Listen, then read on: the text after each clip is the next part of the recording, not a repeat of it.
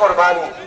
मेरा मोहतरम दोस्तों बुजुर्गों, আসুন আজ আমরা এই ঈদ উল আজহার দিনে যেরকম ভাবে জানোয়ারকে, পশুকে আল্লাহকে রাজি খুশি করার জন্য কোরবানি করব, ঠিক অনুরূপ ভাবে আমরা নিজেদের চাহাতের কোরবানি করি, নিজেদের নফসের কোরবানি করি।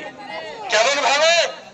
मेरा मोहतरम दोस्तों बुजुर्गों, আজ আমরা যদি লক্ষ্য করে দেখি, আমাদের ঝুমকা গ্রামের কথাই যদি আমরা ধরি, তো मेरा मोहतरम दोस्तों बुजुर्गों, এমন কোনো কাজ নাই যে ঝুমকা গ্রামে আজ এখন হচ্ছে না।